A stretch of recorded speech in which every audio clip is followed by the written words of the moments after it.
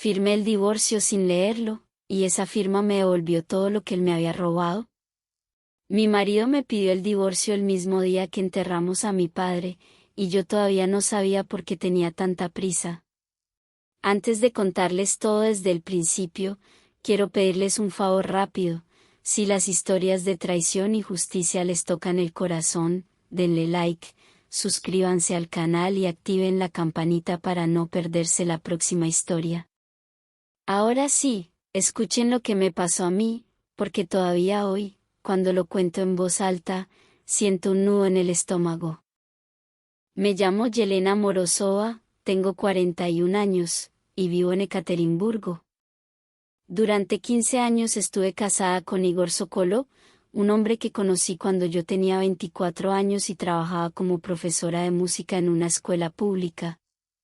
Él acababa de abrir su primer taller mecánico, un local pequeño con 2 elevadores y muchas deudas. Recuerdo perfectamente nuestra primera cita. Él llegó con las manos todavía manchadas de grasa, pidiendo disculpas, diciendo que se le había complicado un motor a última hora. Me pareció honesto. ¿Trabajador? Real. En ese entonces no teníamos nada, solo un piso alquilado de 2 habitaciones y muchas ganas de salir adelante juntos. Recuerdo las noches en que contábamos monedas sobre la mesa de la cocina para saber si nos alcanzaba para pagar la luz. Con los años, ese pequeño taller se convirtió en una cadena de 3 talleres en la ciudad, y yo, aunque seguía dando clases de piano y solfeo, me encargaba de toda la parte administrativa del negocio sin cobrar un solo rublo oficial. Todo quedaba en familia, decía Igor. Todo era nuestro.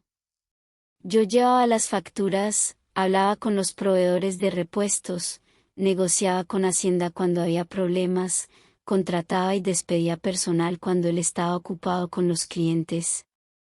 Durante 15 años fui, sin ningún título oficial, la directora administrativa de una empresa que en los papeles no me pertenecía. Nunca me importó no tener mi nombre en ningún documento. Confiaba en Igor. Confiaba en que lo que construíamos juntos era, efectivamente, de los dos. Mi padre, Boris Andreyevich, había estado enfermo durante meses. Un cáncer de páncreas que avanzó más rápido de lo que los médicos esperaban. Yo pasé esos últimos meses entre el hospital, mi trabajo en la academia y la casa, agotada, triste, sin fuerzas para notar nada extraño a mi alrededor. Recuerdo llegar a casa después de las visitas al hospital y encontrar a Igor con el teléfono pegado a la oreja, hablando en voz baja, cambiando de tema apenas yo entraba en la habitación. En su momento pensé que eran problemas del taller. Ahora sé que no. Cuando mi padre murió, sentí que se me caía el mundo encima. Era el único familiar cercano que me quedaba, porque mi madre había fallecido años atrás y no tenía hermanos. Y fue exactamente en el funeral, delante del ataúd todavía abierto, con el aroma de las flores mezclándose con el incienso de la pequeña iglesia ortodoxa donde lo despedimos, cuando Igor se acercó y me susurró al oído algo que jamás olvidaré. Yelena, cuando esto termine, tenemos que hablar. Quiero el divorcio. ¿Se imaginan escuchar esas palabras mientras todavía tienen la tierra fresca de la tumba de su padre bajo los zapatos? Sentí que me faltaba el aire. Miré a mi alrededor, a los familiares y amigos que se acercaban a darme el pésame, y tuve que sonreír, agradecer, abrazar a gente, mientras por dentro una parte de mí se rompía en 1000 pedazos diferentes. Le pregunté por qué, ahí mismo, en voz baja para no llamar la atención de los familiares que todavía rodeaban el ataúd. Él solo dijo que las cosas ya no eran como antes y que lo mejor era hacerlo rápido, sin complicaciones. Sin complicaciones. Esa frase se me quedó grabada, porque en ese momento no entendí lo que realmente significaba. Pensé, ingenuamente, que se refería a evitar peleas, a separarnos como adultos civilizados. No tenía ni idea de cuánto significado escondía esa palabra. Los días después del entierro fueron un torbellino.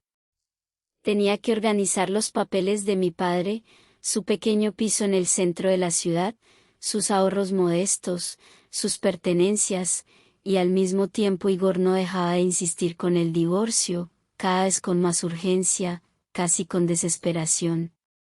Me traía documentos a firmar cada 2 o 3 días, diciendo que era el papeleo estándar, que su abogado, un tal Denis Krayev, ya lo había preparado todo para que fuera rápido y sin dolor para los dos. Cuanto antes lo resolvamos, antes podemos seguir cada uno con su vida, me decía, sentado frente a mí en la mesa de la cocina donde antes contábamos monedas juntos.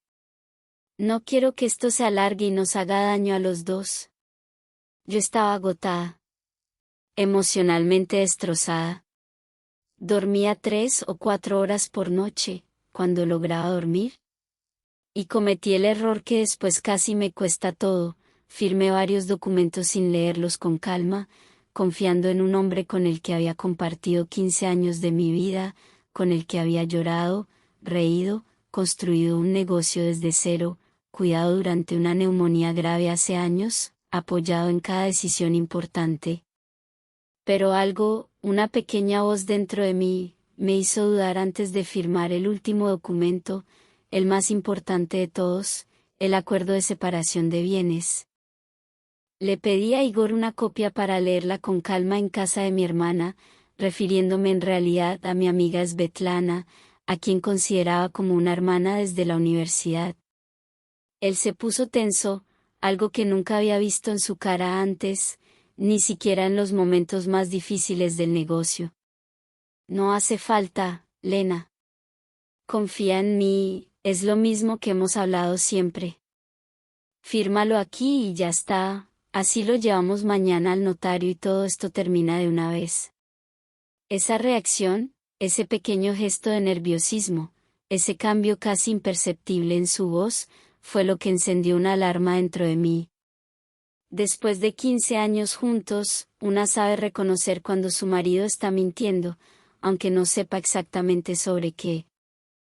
Le dije que necesitaba tiempo para pensarlo, que acababa de enterrar a mi padre y no estaba en condiciones de firmar nada más esa semana.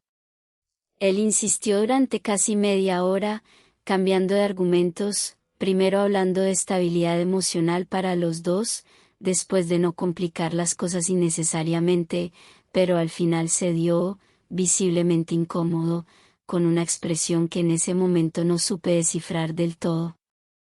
Esa misma noche, sin decirle nada a nadie, ni siquiera a mi propia hermana que vivía en Moscú, llevé una copia del documento a mi amiga Svetlana, que trabajaba como asistente legal en un bufete de abogados especializado en derecho civil.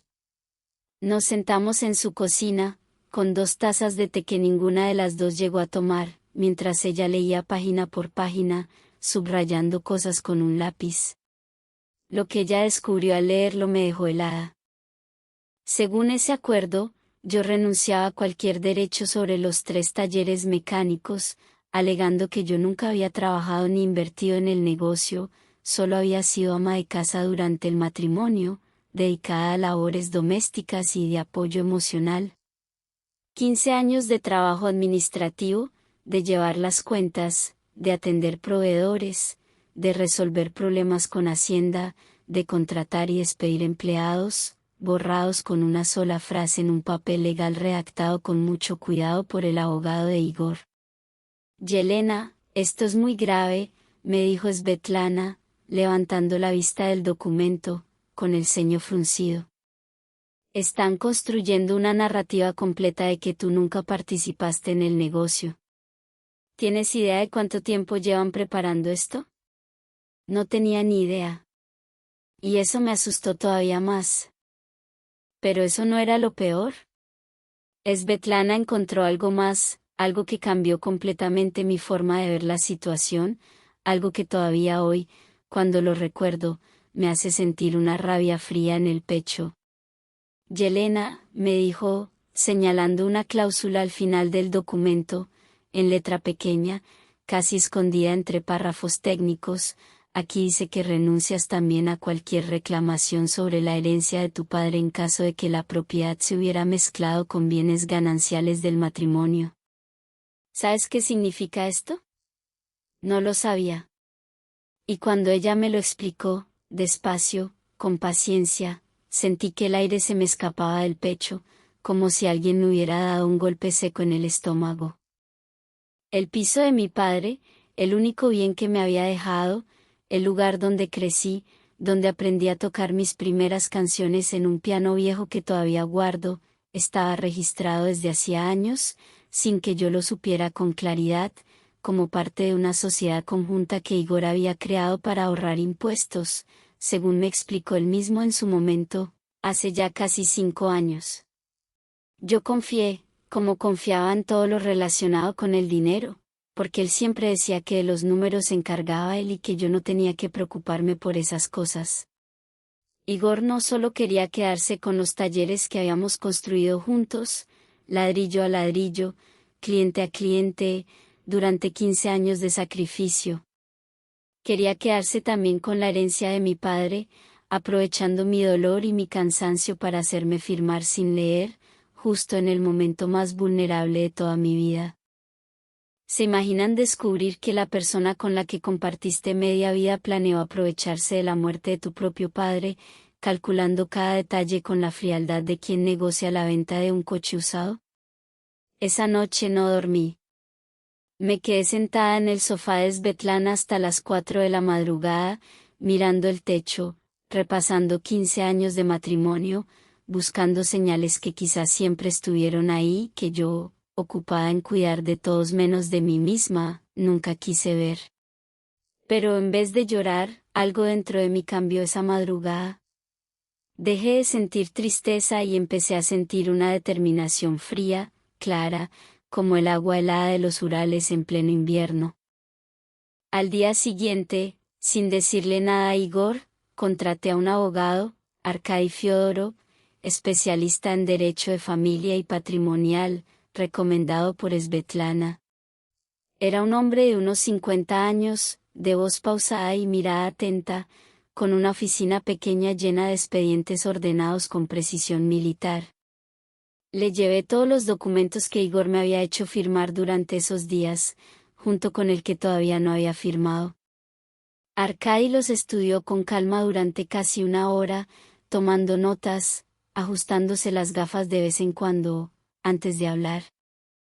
Yelena Igorevna, lo que su marido intenta hacer bordea la línea del fraude patrimonial. Presentar un negocio construido durante el matrimonio como si usted nunca hubiera participado, cuando probablemente existen registros de su participación, es algo que podemos impugnar. Pero necesito que reúna toda la documentación posible, facturas, correos electrónicos, mensajes de texto, cualquier prueba de su intervención directa en el negocio. Cuanto más sólida sea la evidencia, más fuerte será nuestra posición.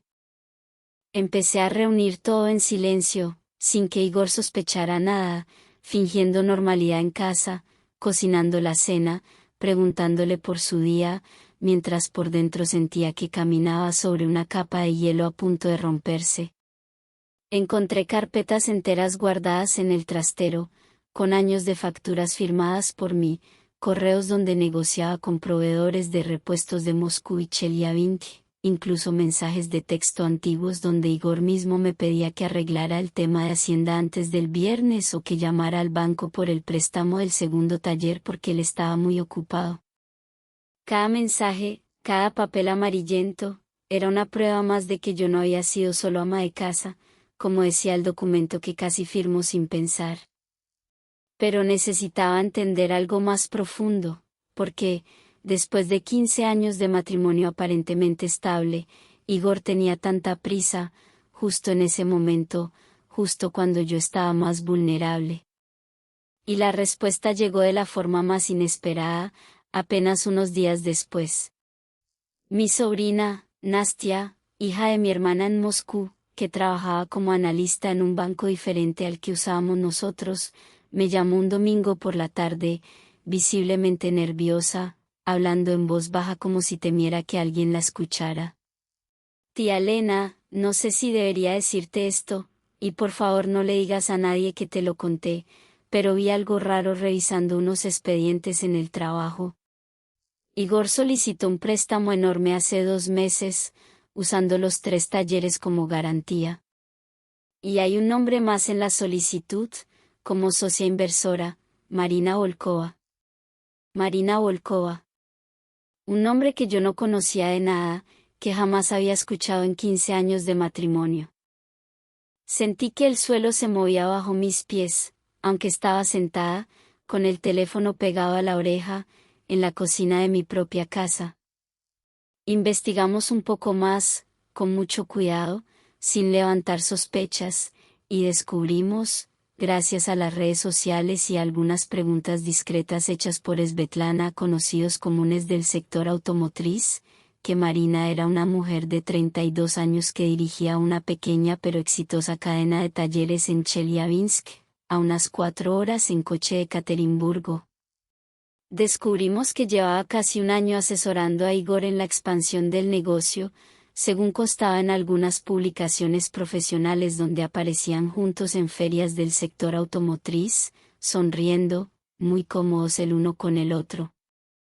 Lo que empezó, según pudimos reconstruir después con testigos comunes, un antiguo proveedor y una recepcionista que había renunciado meses atrás sin dar muchas explicaciones, como una relación de negocios, se había convertido en algo mucho más personal, mucho antes de que mi padre muriera. Igor no solo quería divorciarse de mí. Quería quedarse con todo el negocio que habíamos construido juntos, fusionarlo con la empresa de Marina para crear una cadena todavía más grande en toda la región de los Urales, y usar la herencia de mi padre como garantía adicional para el préstamo que necesitaban para expandirse rápidamente antes de que apareciera competencia. Y todo esto, planeado con precisión, mientras yo enterraba a mi padre, lloraba su pérdida noche tras noche, y confiaba ciegamente en el hombre que dormía a mi lado. ¿Se imaginan que la persona que promete amarte hasta que la muerte los separe esté, al mismo tiempo, calculando fechas, firmas y garantías bancarias con otra mujer, mientras finge acompañarte en el peor momento de tu vida? Con esta información, mi abogado y yo cambiamos completamente de estrategia. Ya no se trataba solo de proteger mis derechos en un divorcio ordinario. Se trataba de proteger todo lo que habíamos construido durante 15 años de sacrificio compartido, y de exponer un fraude que podía tener consecuencias legales serias para Igor, mucho más allá de lo que él probablemente había calculado. Necesitamos actuar con mucha calma, Yelena, me dijo Arkady durante una de nuestras reuniones, en su oficina, mientras revisábamos juntos toda la evidencia reunida. Si él sospecha que usted sabe todo esto antes de que estemos listos legalmente, podría intentar mover activos, esconder dinero, o incluso presionarla emocionalmente para que firme más rápido. Tenemos que ser más pacientes que él, y más precisos. Durante las siguientes semanas, viví una doble vida dentro de mi propia casa. Por fuera, seguía siendo la esposa dolida por la muerte de su padre, cocinando, ordenando la casa, incluso acompañando a Igor a alguna cena familiar donde él sonreía como si nada extraño estuviera pasando. Por dentro, cada noche, después de que él se dormía, revisaba documentos, escaneaba facturas antiguas, guardaba copias de todo en una memoria USB que escondía en el fondo de una caja de partituras viejas en mi armario, un lugar donde sabía que Igor jamás buscaría nada. Reunimos todas las pruebas, los documentos de participación en el negocio durante 15 años, la solicitud del préstamo con Marina Volkova como socia inversora, las cláusulas fraudulentas sobre la herencia de mi padre incluidas en el acuerdo de separación de bienes, y los mensajes de texto donde Igor mismo reconocía, sin saberlo, mi papel fundamental en la empresa. Con todo eso organizado en carpetas cuidadosamente clasificadas, Arkady presentó una demanda formal, no solo por el divorcio, sino solicitando la nulidad del acuerdo de separación de bienes por vicio de consentimiento y ocultación de información, además de una investigación sobre el uso fraudulento de la herencia de mi padre como garantía sin mi autorización expresa. El día que se presentó la demanda formal, yo estaba en mi academia improvisada, dando clases particulares de piano a 2 niños del vecindario, cuando recibí la llamada de Arcai confirmando que todo había sido radicado en el juzgado. Sentí un alivio extraño, mezclado con un miedo profundo a lo que vendría después. No tuve que esperar mucho. Esa misma tarde, cuando llegué a casa, encontré a Igor sentado en la sala, con el teléfono en la mano y una expresión que jamás le había visto antes, pura furia contenida, mezclada con algo parecido al pánico. ¿Qué es esto, Yelena?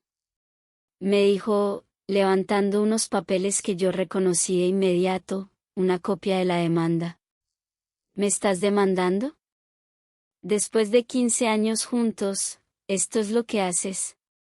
Sentí que el corazón me latía con fuerza, pero mantuve la voz firme, algo que nunca pensé que sería capaz de hacer frente a él. No, Igor. Simplemente estoy defendiendo lo que me pertenece por derecho, algo que tú intentaste quitarme mientras yo enterraba a mi padre. Él intentó negarlo todo, primero con enojo, después casi rogando, diciendo que todo tenía una explicación, que Marina era solo una socia de negocios, que la cláusula sobre la herencia de mi padre era un error del abogado, nada más. Pero yo ya no era la misma mujer agotada y vulnerable de semanas atrás. Había pasado noches enteras reuniendo pruebas, había llorado todo lo que tenía que llorar, y ahora solo me quedaba la claridad fría de quien sabe exactamente lo que vio con sus propios ojos en los documentos. Nos vemos en el juzgado, Igor, le dije, y subí a la habitación a hacer una maleta con lo esencial, para mudarme temporalmente a casa de Svetlana mientras avanzaba el proceso.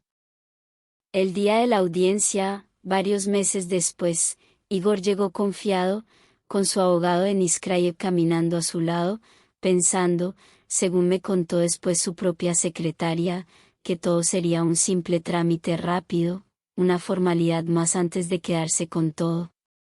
Cuando el juez comenzó a leer las pruebas presentadas, una por una, vi cómo su expresión cambiaba poco a poco, del aburrimiento inicial a la incomodidad, y finalmente al pánico visible en su rostro.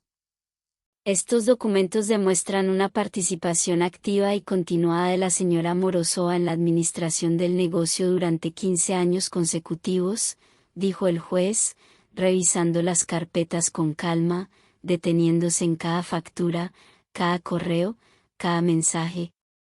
Y esta cláusula sobre la herencia paterna, incluida sin el conocimiento pleno de la firmante inmediatamente después del fallecimiento del padre, en un momento de evidente vulnerabilidad emocional, genera serias dudas sobre la validez del consentimiento otorgado. Igor intentó defenderse, alegando que todo era un malentendido, que él nunca tuvo intención de engañarme, que las cláusulas eran estándar en este tipo de acuerdos. Pero cuando el juez preguntó directamente sobre la identidad de Marina Volkova y su papel exacto en el préstamo solicitado usando los talleres como garantía, Igor se quedó en silencio unos segundos que parecieron eternos, mirando primero a su abogado, después al suelo.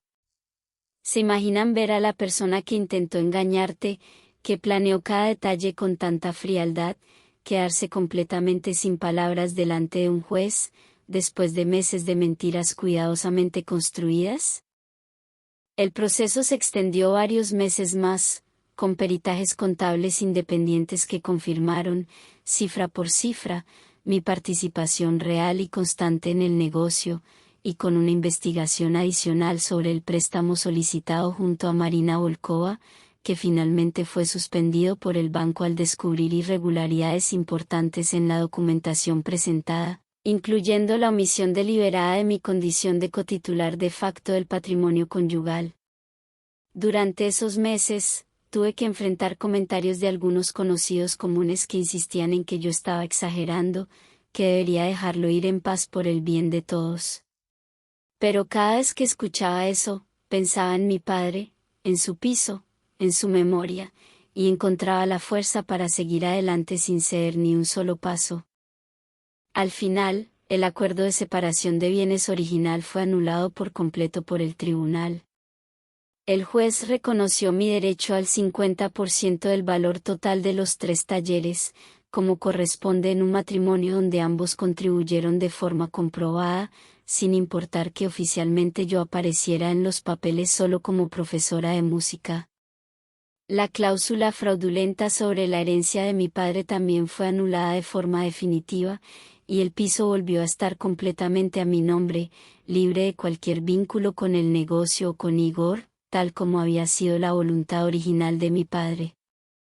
Igor, además, enfrentó una investigación separada por parte de la entidad bancaria, por presentar documentación incompleta y potencialmente fraudulenta para obtener el préstamo junto con Marina. No terminó en cárcel, porque legalmente no se pudo probar intención criminal directa más allá de la omisión grave, pero sí perdió por completo la confianza del banco para futuros créditos, algo fundamental y devastador para alguien que dependía de la expansión constante de su negocio para sobrevivir en un mercado tan competitivo. La relación con Marina, según me contaron después conocidos comunes, no sobrevivió al escándalo. Ella, al parecer, no quería verse envuelta en una investigación bancaria ni en los titulares locales que, sin nombrar directamente a nadie, comentaban el caso en los círculos empresariales de ambas ciudades. Con el dinero que finalmente me correspondió tras la liquidación de mi parte del negocio, y con el piso de mi padre completamente recuperado y a salvo, decidí abrir mi propia academia de música formal, algo que siempre había querido hacer pero que nunca tuve tiempo de intentar, ocupada como estaba durante 15 años llevando las cuentas del negocio de otra persona sin reconocimiento alguno. Hoy, casi un año después de aquella primera audiencia, mi academia tiene más de 60 alumnos, ocupa 2 plantas de un pequeño edificio cerca del centro de Ekaterimburgo, y por primera vez en mucho tiempo, cada decisión que tomó, desde el color de las paredes hasta los horarios de las clases, es completamente mía, sin tener que pedir permiso ni justificarme ante nadie. A veces pienso en mi padre, en cómo hubiera reaccionado al ver todo lo que pasó, y creo que, de alguna forma extraña, fue él quien me protegió incluso después de partir, porque fue justamente su herencia, su último regalo, la que Igor intentó robar, y ese intento desesperado fue precisamente lo que abrió mis ojos a tiempo, antes de perderlo absolutamente todo. Aprendí algo que quiero compartir con ustedes, algo que me costó 15 años y una pérdida enorme entender: nunca, bajo ninguna circunstancia, firmen algo importante cuando están agotados, de duelo, o emocionalmente vulnerables. A veces, esa pequeña pausa, esa voz interior que dice espera, lee esto con calma, pide ayuda, puede salvarles no solo el dinero, sino la dignidad y el futuro entero. Si esta historia les tocó, cuéntenme en los comentarios qué habrían hecho ustedes en el lugar de Yelena. Denle like, suscríbanse al canal y activen la campanita para no perderse la próxima historia. Nos vemos en el próximo video.